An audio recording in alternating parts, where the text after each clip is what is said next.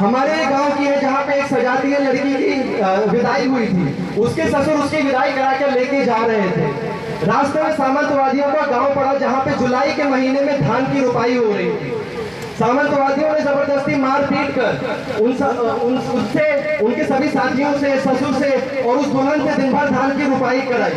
बाबूजी को जब ये घटना का पता चला तो बाबूजी ने सारे युवाओं को, सारे कार्यकर्ताओं को इकट्ठा करके उनके खिलाफ कार्रवाई करी और हम लोग को ये सिखाया कि जिल्लत की जिंदगी जीने से अच्छा है कि सम्मानित जिंदगी के लिए लड़ते लड़ते, उनके सम्मान के लिए लड़ते लड़ते मरे।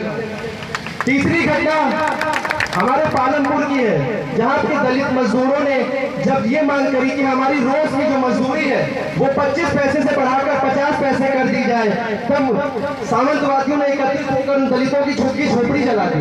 उन्होंने खुलेआम कत्लेआम मचा दिया जहाँ पे 3 दलितों की हत्या हो गई। बाबूजी ने पुलिस प्रशासन से लड़कर उन सबको न्याय दिलाने का काम किया था। बाबूजी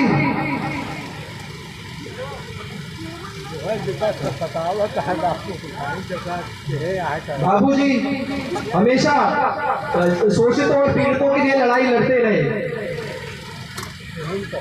जो लोग ये कहते हैं उस जमाने में हमारे सामंतवादी पे ही सारा जोर वाला था। हमारा अपने शरीर पे सामंतवादियों का हक होता था। यहाँ तक कि हमारा जो दूध दही खेती में भी सामंतवादियों का ही हक होता था। वो जिसको चाहते उसको मारते, जिसको चाहते उसको पीटते, उनकी बहन बेटियों को उठा ले जाते, लेकिन उनके खिलाफ आवाज उठाने वाला कोई नहीं था। अपने ऊपर हो रहे अन्याय के लिए आवाज उठाने के लिए आदमी के पास 2 ही चारा था, या तो पत्थर से बनी मूर्त जो भगवान की थी उसके सामने रोता, या तो हाथ पैर जोड़ के उन्हीं अत्याचारियों के सामने गिड़गिड़ाता। लेकिन बाबूजी ने लड़ाई लड़के हम सबको इस चीज से आजादी दिलाई। कहने को हमारे पास शरीर था, हमारा दिमाग था, लेकिन सोचने की आजादी नहीं थी। हम अपने हाथों से अपने को मिट्टी नहीं दे सकते थे। कहने को हम दिन भर खेतों में काम करते थे, लेकिन उनकी इजाजत के बिना अपने मुंह में आने का एक दाना या एक जल का पानी भी नहीं पी सकते थे। हमारे पांव अगर हमेशा बढ़े तो गुलामी की ओर बढ़े, कभी आजादी की तरफ बढ़ने की किसी ने हिम्मत ही नहीं की। जो लोग कहते हैं कि बाबूजी ने क्या किया है, उनको बस मैं एक लाइन के माध्यम से ये बताना चाहता हूँ कि सामंतवादियों के लिए हम सिर्फ एक मांस का टुकड़ा थे, एक मांस का पुतला था जिसको वो जैसा चाहते वैसा इस्तेमाल करते। लेकिन बाबूजी ने इस मांस के पुतले को इंसान होने का एहसास दिलाया, इंसान होने की पहचान दिलाई बाबूजी ने, और ऐसा काम आज तक कोई भी नहीं कर पाया। उन्हीं के पचिन्हों पे चलकर आज उनके बेटे, मेरे पिता आदरणीय आनंद सेन जी भी उनके सिद्धांतों, उनको विचारधारा को बढ़ाते हुए आपकी लड़ाई लड़ने का काम कर रहे हैं। जो लोग ये कहते हैं कि सेन परिवार खत्म हो गया, उनसे मैं एक सवाल पूछना चाहता हूँ कि अगर सेन परिवार खत्म हो गया तो मेरे परिवार का नाम क्यों है आपकी जुबान पे? और अगर है तो इसका मतलब लड़ाई अभी बाकी है। मेरे पिताजी हमेशा औलाद से बढ़कर किसी को कोई प्यारा नहीं होता, लेकिन ये जानते हुए कि मुझे जान का खतरा रहता है, मेरे माँ बाप अपने कलेजे पे पत्थर रखकर रोज मुझे आपकी लड़ाई लड़ने के लिए भेज देते हैं ताकि आपकी आवाज कमजोर ना हो।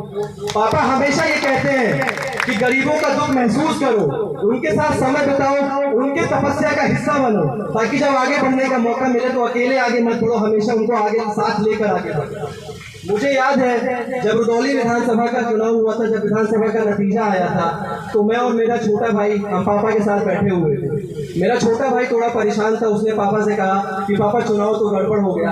तो पापा ने उसकी तरफ देखा और मुस्कुरा के बोला कि कोई बात नहीं बेटा, एक बार और लड़ेंगे और इस बार और मेहनत से लड़ेंगे, और तब तक लड़ते रहेंगे जब तक हार अपने घुटने टेक कर हमारे लिए जीत का रास्ता नहीं बना देती, तब तक हम लड़ाई लड़ने का काम करते रहेंगे। तो मैं उसी क्रम में आपसे वादा करता हूँ, बस अंत में एक ही बात कहना चाहता हूँ कि जब बाबूजी बीमार थे तब हमारे राष्ट्रीय अध्यक्ष माननीय अखिलेश यादव जी बाबूजी से मिलने गए थे। जब बाबूजी से अखिलेश यादव जी मिलने गए तो बाबूजी ने अखिलेश यादव जी से कहा कि मैं अपने फैजाबाद और अपने आनंद को आपके भरोसे छोड़ के जा रहा हूँ। तो मैं उसी वही वादा करता हूँ आपसे कि जब तक मेरी सांसें चलती रहेंगी, जब तक मैं जिंदा रहूँगा, तब तक मैं आपकी लड़ाई लड़ता रहूँगा, आपको न्याय दिलाने का काम करूँगा, और जब इस दुनिया से जाऊँगा तो आपको किन्हीं मजबूत हाथों में सौंप के जाऊँगा। बहुत बहुत धन्यवाद। इसी से मैं अपनी बात को खत्म करता हूँ। पुनः बाबूजी के चरणों में श्रद्धासुमन करते हुए धन्यवाद। बहुत बहुत धन्यवाद भाई अंकुर सेन यादव।